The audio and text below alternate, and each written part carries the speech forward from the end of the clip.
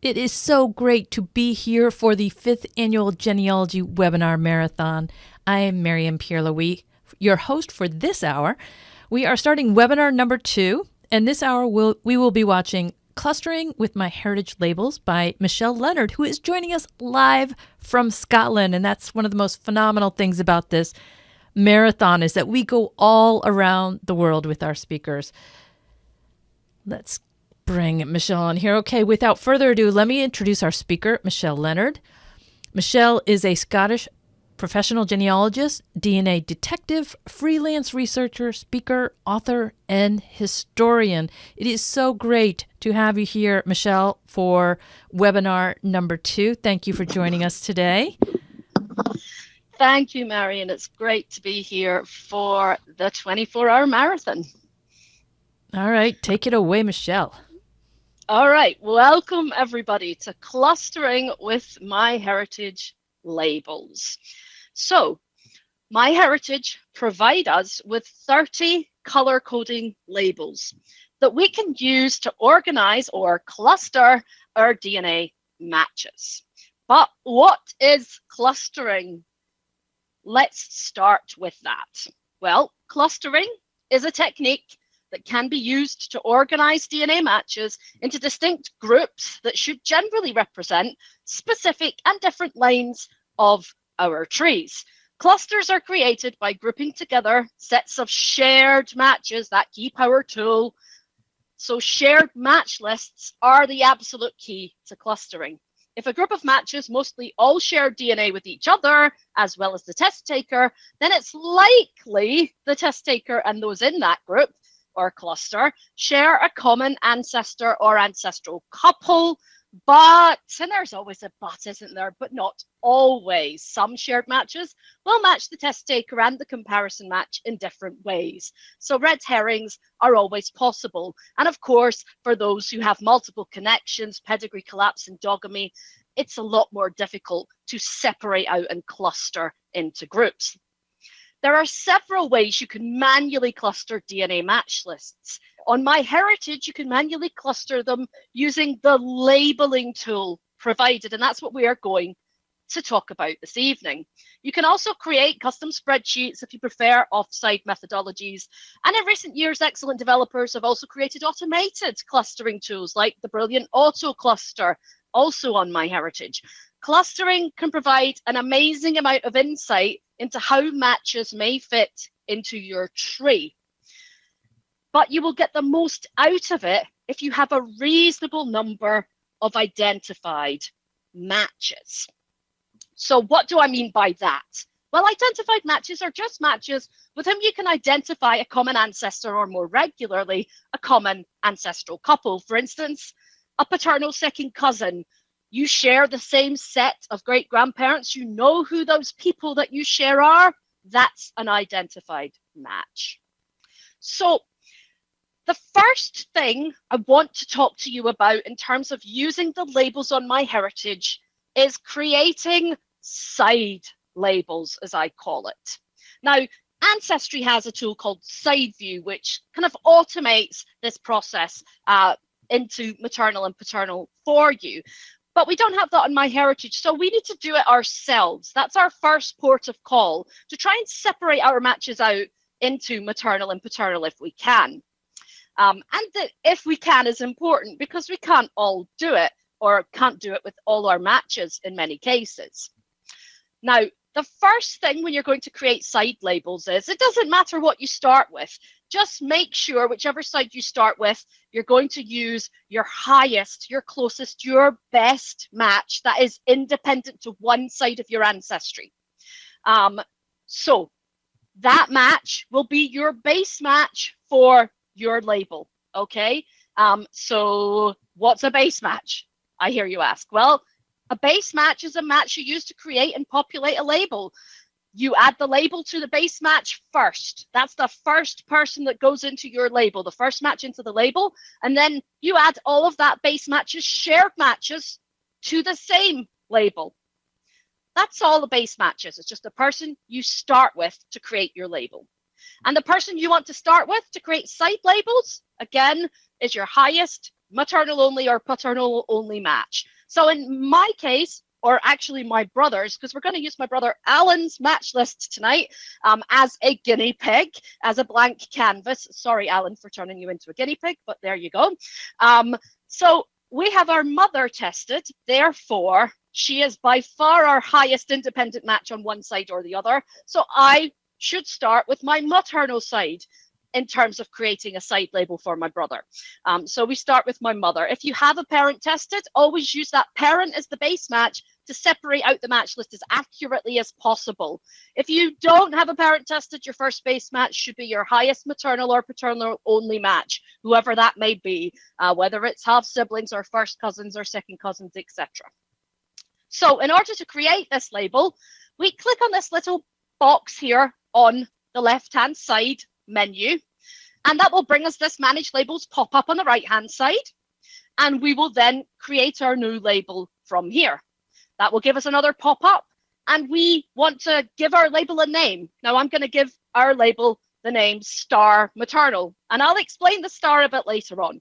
And then we get to choose from those 30 colors MyHeritage are providing, and I'm giving my maternal label a stereotypical pink color here. We're going to save our label, and there it now is in our list of labels, and we're going to add my mum, Mary, to it. And once she's added to it, we can see that that colored dot is now there on that left-hand side. So she's now in the label. She's the base match. She's in the label. The next thing we want to do is go to her shared match list.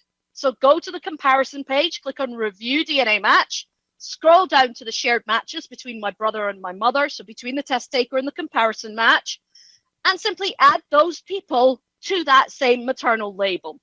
Now, the first thing I want to do here is I want to use this neat sort by tool. And I want to sort by the shared DNA with the parent, my mum, Mary, simply because everything maternal that my brother has inherited came from her. So the matches she shares the most with are his best maternal matches by default. So I just want to go down this list, but be careful if you have any both sides matches. Once you start adding people, you just tick the little boxes next to their name on the shared match list, and then you can add them into the label. You can keep going down, but you're going to get stopped at 10. You can only add 10 at a time, or actually you can add more than 10 at a time, but you're going to have to stop and you're going to have to click on show more DNA matches to get additional matches to add to the label. So you can just label that first 10 and then go on with the second 10 and so on, but there's a few tips that I want to give you on that side as well. You can't use extensions like click all checkboxes, I'm afraid, to speed up the process. But there are a few things that you can do. Now, in order to get to your next set of 10, you need to click this little show more DNA matches button down at the bottom here. And sometimes you might not even see it, depending on the zoom ratio that you have chosen for your browser. And sometimes you'll see it in full. This, what I'm seeing now, is at the default level. So whatever browser you're using will have a zoom ratio option that you can find. I'm using Google Chrome, so I'm just going to click the 3 dots up at the top, and I'm going to go down to zoom, and we can see that I'm zoomed at 100%. So I'm only seeing sort of half the button, but half is all I need to be able to click on it and see another 10 matches to dot. So I can work with that. That's absolutely fine. However, if I want to see it all, I could zoom down to 90 and see the full button there. However, if I go up to 125, I can't see it at all. So I would have to apply the label to those 10 matches, then click it, apply it to another 10, etc. if I was zoomed in that far. And sometimes you might need to be, depending on eyesight, etc. So if we're labeling all these matches 10 by 10 by 10, once we get to a certain amount of them, my tip is to bank them, because sometimes you may click that show more, show more, show more, dot another 10, dot another 10, dot another 10, and before you know it, you've got label 200 matches up at the top there. And what happens if at that point something freezes, or you inadvertently refresh your browser, or just something goes wrong? You're going to have lost all that time you spent clicking. So try and bank every so often, so that if anything goes wrong, you've only lost a couple of minutes work, if that. I tend to bank my clicked matches after every few rounds of 10, just in case. And I add all shared matches down to at least the kind of Ancestry 20 centimorgan cutoff to the label. Now, you can go lower though, especially if you're using a parent, but just remember that the lower you go, the more anomalies you're going to find with smaller matches. So just bear that in mind. But if you're using a parent, you could definitely go lower. So once you've got that one side done, you want to create the other side. So in my case, that's the paternal side. So once again, choose a base match for your other side, and that's going to be your highest identified other side match. So in this case, I have my half sister on my paternal side tested. So she's our best match there. We're going to use her as the base match for the paternal group. So again, we're going to click this little box. We're going to create a new label. We're going to call it star paternal. We're going to give it a color. We're going to save it. So it now is added to our list of labels. And we're going to add Deb, my half sister, to it. And once she's in it, we're going to repeat that process, review DNA match, scroll down to shared matches, and then add the matches in there to that group. But like I said before, you have to be wary of any both sides matches. Like me, I'm the pesky both sides match here, and I'll show you why in a second. But my first thing is, once again, use the sort by tool. So I'm going to start by shared with Deb, but it doesn't matter who I do. I want to do both. I want to do shared with Deb and shared with Alan, so that I get all of those matches that share over 20 centimorgans with both of them pulled together into this paternal label. And as I say, be careful with these both sides matches. Me, in this case, if I click on me and I go up here, now I want the people sharing with Deb in the paternal group that I've created. I don't want them in the maternal label. So if I take that tick away from the maternal label when I've ticked myself, and I then try to add everybody to the paternal label along with myself, look what happens.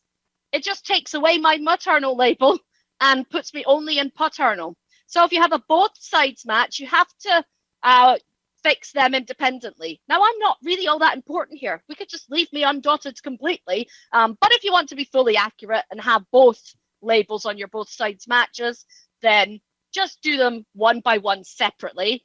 I can go there, I can click that I should be in both groups. Now I've got both dots and all is well, but just deal with them separately one by one. And then I can go down and I can add the 9 matches underneath into the paternal label, and I can start that process again of dotting 10 by 10 with the view more DNA matches button, and going right down to that sort of 20 centimorgans the way we did with the maternal label. And then once I've done that with the matches that share the most with Deb, so it's ordered from shared DNA with Deb, I'm going to swap it over to sorting by shared DNA with Alan. So now it's the matches that share the most with Alan that are at the top of the list. And when I do that, I find that there are matches that haven't yet been dotted. They haven't been given the paternal label. Like Melissa, 48 centimorgans with Alan, but the reason she didn't get dotted in the first pass is she only shares 16.5 centimorgans with Deb. But she's a really good match, clearly on the paternal side, so she needs to have that paternal label. And the same thing with Morgan down here, only 12 centimorgans with Deb, so didn't end up in the group with that first pass. So you want to do those 2 passes to make sure you're not missing any good matches that should be in your side label. Add any undotted matches you find when you do this via the opposite sorting method to the group as well. And another little tip, if you have a large screen, and I do mean large, I'm working with a 30+ monitor here, then I would actually reduce the zoom ratio down to 50 so that I can see 10 matches at a time, and I just dot them all, click show more DNA matches, dot, click, without all that scrolling. But that only works on a big screen, so don't try that on a small laptop or a tablet of any kind. And beware of duplicate dotting while you're going along as well. So for instance, here on Alan's shared match list with Deb, we've already dotted Carol in the previous pass. She's already got the paternal dot, but we want to add it to Elta, etc., etc. But as you dot, no matter how observant you try to be, you are going to end up clicking on someone who's already got the dot color. It's going to happen. I promise you it is. And when it does happen, what happens is that the group, the label that you're trying to add them to, it changes from having a check in the box to having a small line. And that is just telling you that, oh, you've duplicate dotted something somewhere along the way. And if you're fine with that, like in this case, we want Carol to have the paternal dot, so it's all good. All you need to do is click the checkbox again, and it will change from the line. And notice that apply is also grayed out, so you wouldn't be able to add these matches to the label at this point without fixing this. Just click it again, and it will change back to a check mark, and you can apply the label to those different people. Like so. And now everybody has the paternal dot. So again, dot down to 20 with this second way of doing the dotting for your other side.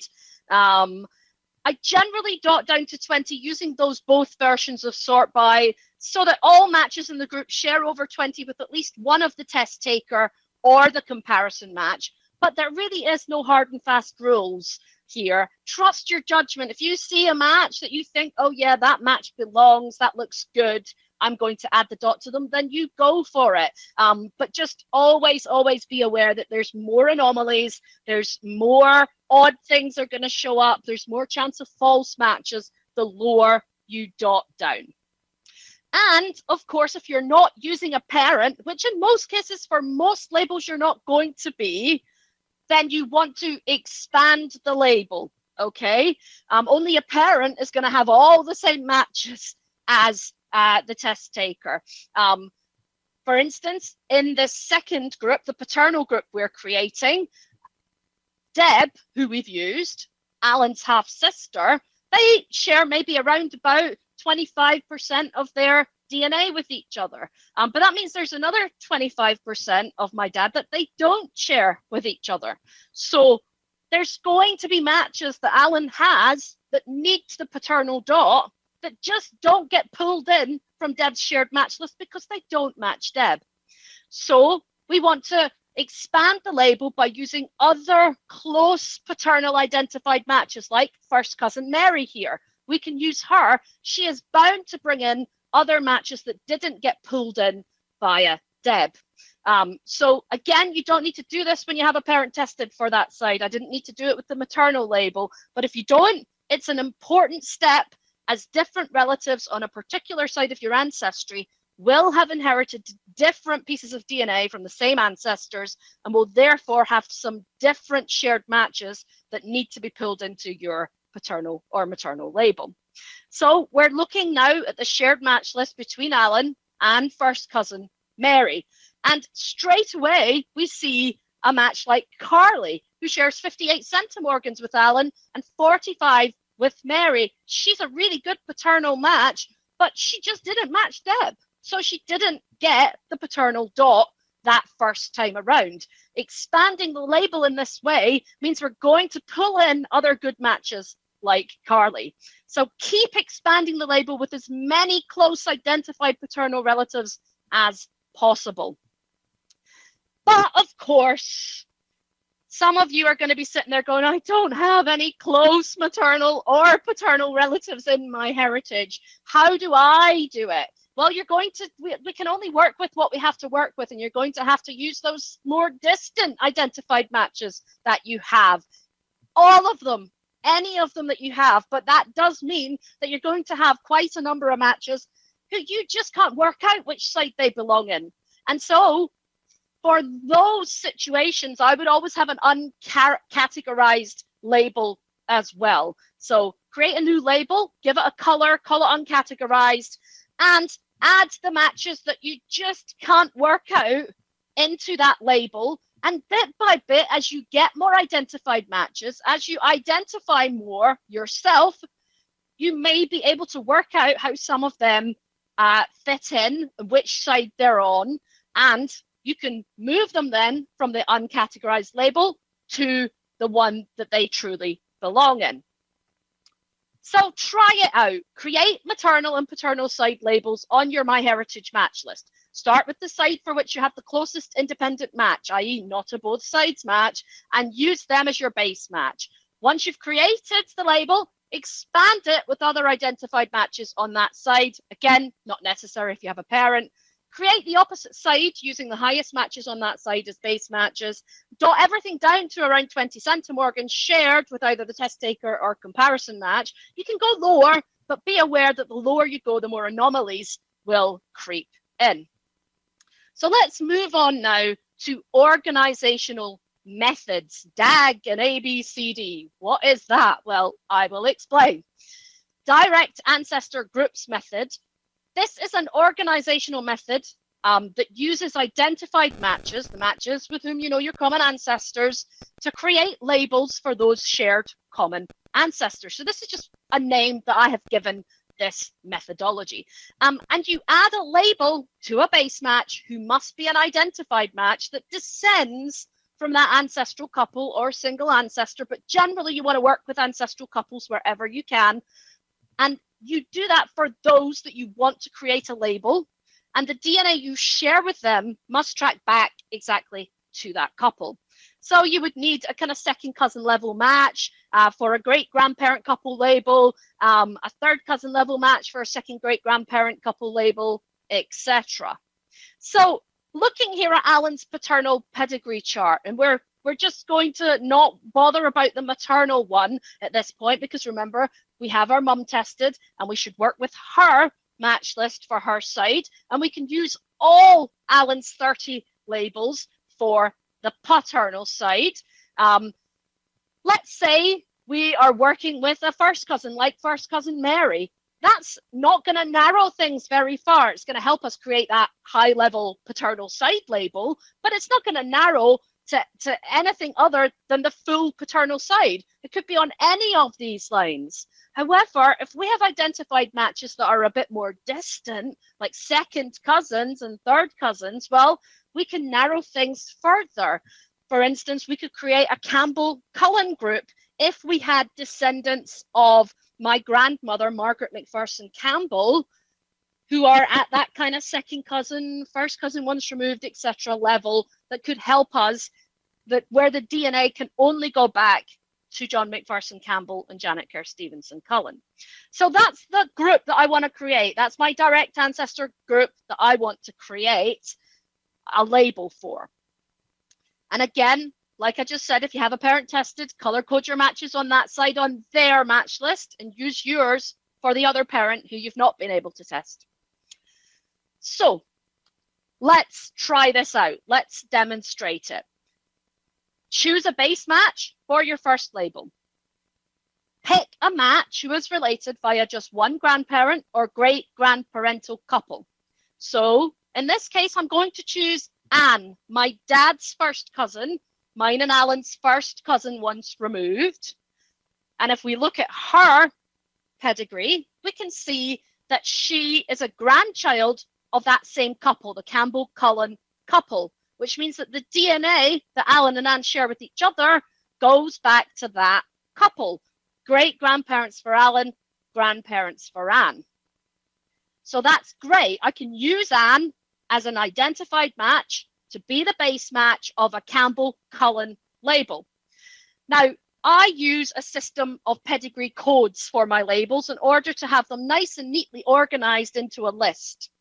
So, for instance, my Campbell-Cullen couple, I would put the code P1G2 in front of them. And all it means is paternal, 1G for great-grandparents, and the 2 is their position on the pedigree chart. So there's only 2 great-grandparental couples on this side. So P1G1 is Lennon Kelly up at the top of the pedigree chart, and P1G2 is Campbell-Cullen down at the bottom. And the very same thing would work at the next generational level. Paternal second great-grandparent couple 1, Lennon Leonard, P2G1, P2G2 for Kelly McMaster, P2G3 for Campbell McPherson, P2G4 for Cullen Nicol, and so on. And this is just to get my groups in a nice, neat listing on my list of labels. So I'm going to create this new label, P1G2 Campbell-Cullen, give it a color, save it, and I'm now going to go to the shared matches between Alan and Anne, my identified match, my base match for this group, and I'm simply going to add the matches to the group, add the shared matches that she has with him to the group. I'm going to do the same that I did before. I'm going to sort it by shared DNA with Anne and then switch it to shared DNA with Alan. Now, of course, at the top of the list are all these close matches. You can add the label to them. You can bypass them. It doesn't really matter. They're not going to narrow anything any further. They're too close for that. But as we get further down, we see matches like Gordon sharing 39 with Alan and 23 with Anne, etc. And Alison. And you can see that they haven't even been picked up into the paternal group yet. So we can add them to both groups at the one time. You don't need to add to just one group as you go along. Here, I'm adding them to both paternal and the P1G2 Campbell-Cullen group. So we've gone through how to add people to groups with the side labels. So I'm not going to repeat that, but just repeat the same processes for each label, then expand with other identified matches that go back to the same ancestral couple, Campbell-Cullen, before moving on to creating additional groups for like Lennon, Kelly, etc. So expand the label, for instance. I could go, once I've done everything I need to do with Anne's shared matches, I could then use Marion, who's a second cousin who also descends from a sibling of my grandmother, and therefore the shared ancestors are Campbell-Cullen. She's ended up in the group herself, but I bet you if I looked at her shared matches, there'll be additional matches that haven't ended up in the cluster, and I can pull them together as well by going to the shared match list on the Review DNA Match page. And then once I've created that group, repeat the process with other identified matches and other ancestral couples. But don't use all your dots up doing this. You always want to hold some back in order to help you with creating mystery groups and things like that. But you'll start to see your color coding take shape as you start to create these direct ancestor groups. Here we can see a couple of matches ended up in the Campbell-Cullen group, but Elizabeth up here didn't end up in a separate group yet. So maybe she's on the other side of the equation. Maybe she's up here with the Lennon-Kelly group, the P1G1 group. So once you have done everything you can with the DAG method, you have identified all the matches that you can and you've put them into groups, and you're going to get to a point where you don't have any more identified matches. You've got just unidentified matches, or potentially you're going to start out from the point of, do you know what? I really don't have many identified matches. I can't create many direct ancestor groups. I can't create great grandparent groups or second great grandparent groups. So in those instances, you want to use the ABCD method. So this method separates unidentified matches into genetic labels using an alphabetical system. It's important to choose a base match that doesn't share too much DNA with the tester here, so you don't merge separate groups together. And I tend to start with a match in the kind of 100 to 200-ish range. You don't need to know anything about how that match relates to you. They don't need to be identified. Just give them a label dot their shared matches, and name the label A group or A label. Expand that group with other shared matches, then repeat the process with new matches who didn't receive the first dot color for a B group, C group, etc. So for instance, here we have the match list of my client, Sheila. And Sheila has a known mother, but an unknown paternal side. So she has a first cousin of her mother's who has tested, and that person can be used to help create her maternal group, although she's not going to gather together everyone on the maternal side, but we're going to create that maternal label using that match like we did earlier. And once you've done that, you're going to move on to ABCD. Now, there's these kind of high matches that didn't end up with the pink maternal dot, Elizabeth and Steve, so they're likely on the paternal side, but they're just a little bit higher than I would want to start with. So I would scroll down and choose a slightly lower base match for the first label, the A group label. So I'm going to choose Kim here, 102 centimorgans. I'm going to use her as my base match. I'm going to create a new label. I'm going to call it A group. I'm going to give it a color. I'm going to save it and put Kim in it. And then I'm going to write a note. When you're doing ABCD especially, you want to add a note to the base matches you've used to create the groups. With the DAG method, it's going to be pretty obvious who you use to create the groups because it's the identified matches that you have that you share with those ancestors. Although, of course, you can also write notes for which base matches you use there as well, but it's more important to do it here.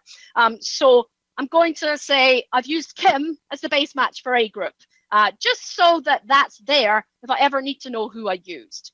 And as soon as you've written a note, the note icon will color up in that way, so you'll know that there's a note there if you ever revisit it. Then, of course, go to the shared matches and dot these matches and add them into A group, like so. Now, at this point, I'm looking at this, my managed labels groups, and I'm thinking, oh, I don't want maternal there. I'd like that just to sit at the top out of the way, so A, B, C, D, etc. groups all sit together. Now, that's maybe me just being a little bit anal, but that's the reason for using a star. So if I click on the pencil, I can edit the name and I can add a star in front of maternal. And the reason for that is the hierarchy of the way the labels are listed. Anything with a symbol in front of it, in this case a star, will go to the top, followed by anything with a number, followed by alphabetical. So you can see as soon as we've done that, maternal shoots right to the top and we have it where we want it. So we then populate A group, make sure everybody gets that A group dot. We can update the note once we know how many matches we've added in if we wish, 56 matches added. Then we're going to want to expand A group using the best matches that we can see. So Robert here is a really good match, sharing 91 centimorgans with Sheila, 71 with Kim, and also has that triangulated segment icon, which means that they do share DNA from the same common ancestors, and they're not matching each other in different ways, which could always be the case even when they're on a shared match list. So it's good to see that. It's not essential to see it, but it's good. And I'm going to use Robert to expand the group. And there we go. We're finding matches on his shared match list, Patricia and Eugene, that didn't get the dot already. So they're going to get the A group dot. Then we go back and check our main match list. We can see those high matches, Elizabeth and Steve, didn't get the A group dot, neither did Leslie. So we repeat the process with B group. We're going to scroll down again and we're going to choose Gary, who's just under Kim, just under 100 centimorgans. We're going to create B group. And we're going to add Gary into it, add his shared matches into it, expand it with other shared matches. And then we're going to do the same thing with C group. We're just repeating these processes over and over. We're going to use Leo to create C group. And that's the first time we see that larger match, Elizabeth, actually belonging in a group. She ends up in C group, as does Steve and Leslie. And then when we get to E group, we see Elizabeth is there again. So she's ended up in more than one group. And that was the reason not to start with those higher matches. They could end up in more than one group. And if you start with them, then you're merging those groups together as opposed to being able to separate them out like we have here. And we can see that several of the higher matches ended up in more than one group. So that is clustering in action. We've now got all these groups, A, B, C, D, E. And what do we do with them? Well, we delve into them. We try and build trees for the matches in the clusters, and we try and find the connections between them for each cluster, because hopefully there's a set of common ancestors for each cluster. And if you find, oh, I've made a mistake, I need to delete a group, that's very easily done as well. The pencil is there for editing the group, but there's also that little bin icon in the Manage Labels pop-up where you can simply delete a group.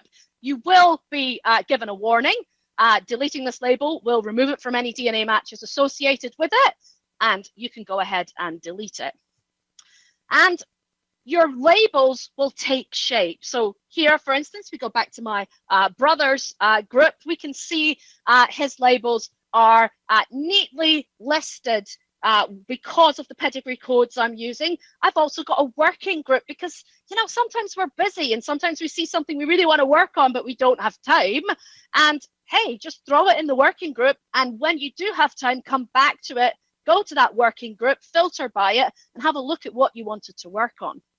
So as your labels start to take shape, try not to use them all up at once. It's best to hold back a number of colors to be used on mystery groups and specific research questions. If you use all 30 labels up, you can't do that. So don't try and create labels for every single group that you have, every single ancestor that you have. If you have tested a number of family members and you have identified connections with a good number of matches, it's best to organize your list using first the direct ancestors grouped method as that starting point. If you don't have many testers or matches worked out though, or you have a recent unknown ancestor mystery this could be really difficult to do. So instead use that ABCD method that I walked through. It's generally best to mix and match and use both methods though in different ways. For instance, start with DAG, and once you run out of identified matches, turn to ABCD for the unidentified ones. What about dealing with anomalies? And there are going to be anomalies with clustering, especially on MyHeritage because they accept upload kits. And the thing is, it's just never going to be neat. You're always going to see things that are odd or out of place, and we need to evaluate them. We need to look at them closely and make our own decisions as to what belongs where. So for instance, here we're looking at the shared matches between Alan and our second cousin, Elizabeth. She is on the Lennon-Kelly line. So she's in that P1G1 Lennon-Kelly group with the green dot color. But when we look, as we scroll down the shared matches, we see Kate, who has pitched up in the paternal and Lennon-Kelly groups, perfect. But we also see two Amy's with exactly the same numbers, 31.6, 31.7 on both sides. So clearly we have a duplicate match there, which is one thing, and that's something you're going to see on MyHeritage simply because of the acceptance of uploads and sometimes people taking a MyHeritage direct test and uploading or uploading more than one kit. But the key thing that we're seeing here is that Amy has already ended up in the other paternal side group. She's ended up in the Campbell-Cullen dot group. So how has she ended up with that label when she's matching Elizabeth? That seems confusing, doesn't it? Well, that is something you are going to come across multiple times when you're looking at shared matches. So the key thing here is that we need to go and look at Amy's shared match list with Alan to try and get to the bottom of what might be happening here. So does she belong in Campbell-Cullen, or does she belong in Lennon-Kelly, or does she belong in both? It could be both. There's not a triangulated segment, so there's also a strong chance that potentially Amy and Elizabeth have just a completely different connection to each other as to what Amy and Alan have and what Alan and Elizabeth have. There could be three different ways these people match each other. So when we look at Alan and Amy's shared match list, the first thing we can see is that there's lots of really good high matches that do belong in that Campbell-Cullen group. And actually, as we scroll further down, I won't show you it all, but as we scroll further down, we can see that it's only really Elizabeth from the Lennon-Kelly group that is showing up as a shared match.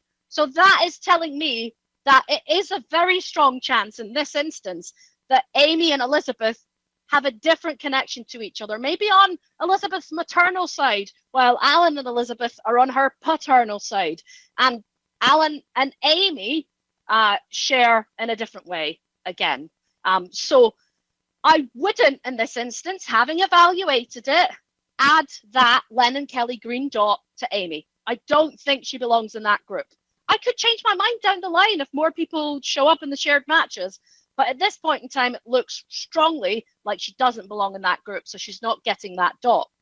Similarly, as we scroll further down, Alan and Elizabeth's match list here, we see Kent, who's pitching up with a maternal dot, and Howard the same. Now, the only way they got those dots is if they matched my mum, because remember, we used her to create that group. So the maternal dot is really strong. However, it could be that Kent and Howard share a good bit more DNA with Alan than they do my mum, and maybe they have a secondary connection on the paternal side. That's possible. But equally, there could be some false matching involved or something else going on. Or Kent and Howard simply have a different connection with Elizabeth than Elizabeth and Alan has, and than Alan has with Kent and Howard. And when we look at what Kent shares with Alan, 30 centimorgans, and then we look at what he shares with my mum, 29 centimorgans, we can see that all of that DNA is coming from my mum. So he's a genuine maternal match. And even although he matches Elizabeth, he doesn't belong in the Lennon-Kelly group. So he's also not going to get that green dot. Now we're looking at Alan and a second cousin once removed, Donald. And they are sharing on the Cullen-Nicholl line. This takes it back a generation on that Cullen line.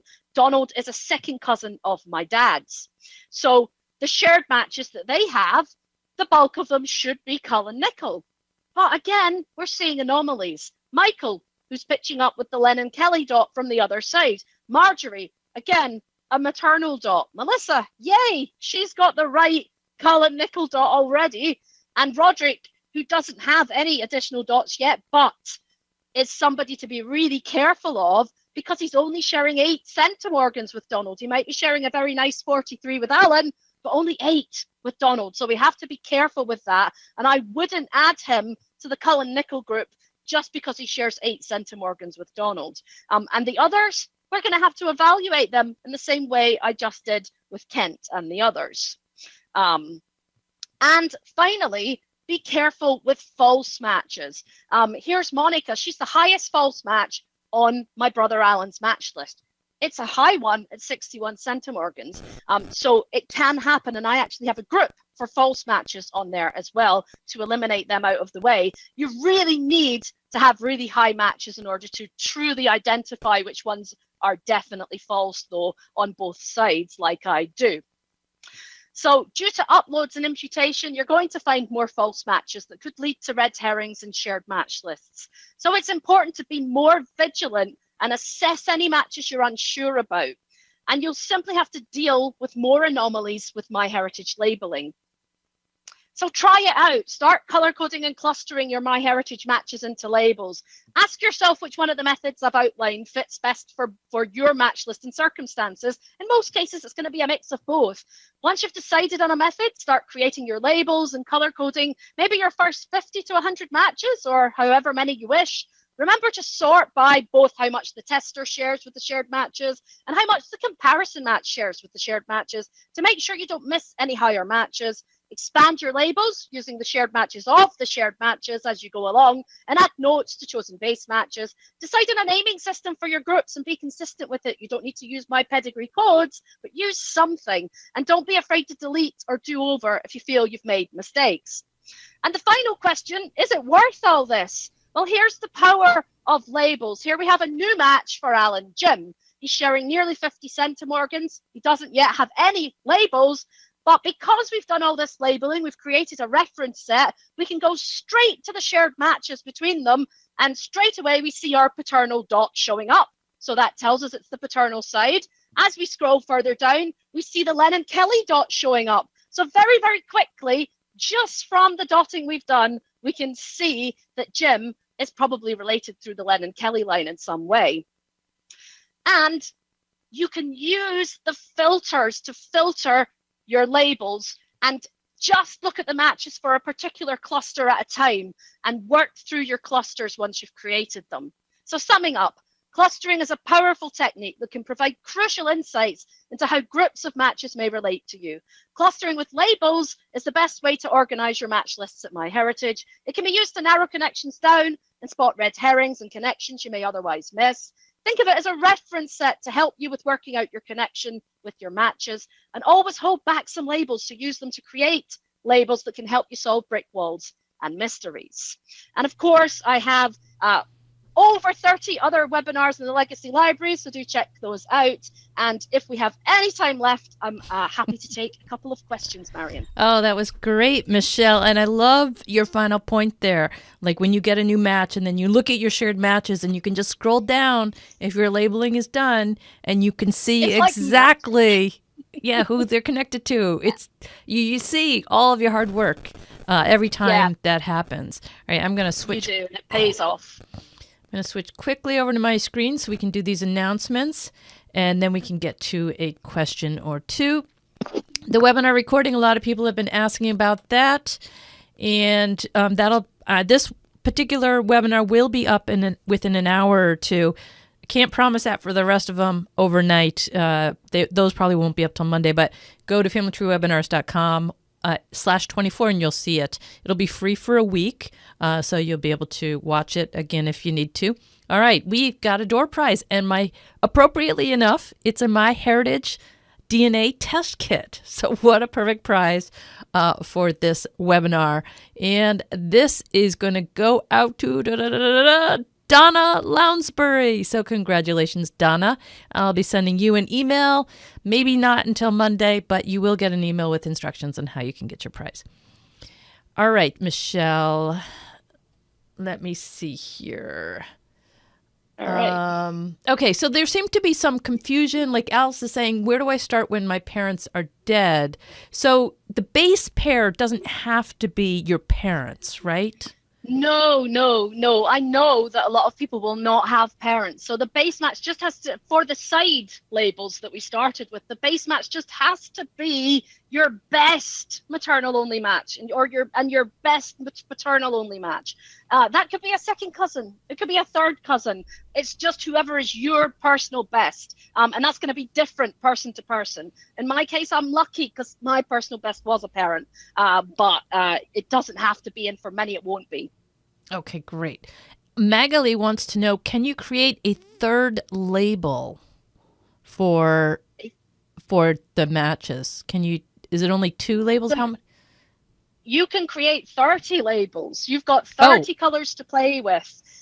So I'm just starting with paternal and maternal, and then I'm creating more. I'm creating great-grandparent and second great-grandparent labels, and I'm creating mystery group labels, the ABCDs. So you've got 30 to play with. Don't limit yourself. Use quite a lot of labels, but always hold some back for whenever you come up with a mystery cluster so that you can work with it. Well, let me just toss this out. I can't see exactly who asked this question, but auto clusters. We can't label from the auto clusters yet, right? How any suggestions on that? No, we can't do manual labeling from the auto clusters, but you could certainly do an auto cluster, bring it up and have a look at who's in that auto cluster and go and see if you've created a group with those people with your manual labels. You may find that the auto cluster has pulled in some people you missed. Okay, yeah, because when you scroll down from the auto clusters, it lists all the people individually in each group. So that's where you would get that information. Great. Yeah, you can get a nice list of them all, and you can just cross-reference. Okay, great. And I'm just going to address one more question here. I see Penny is asking, do members have longer than a week to access the recording? Yes, Penny. Members have 24/7 access to every webinar in the library always. There's no limit for members. All right. Can I just answer one quick question that I saw in the chat? Yep.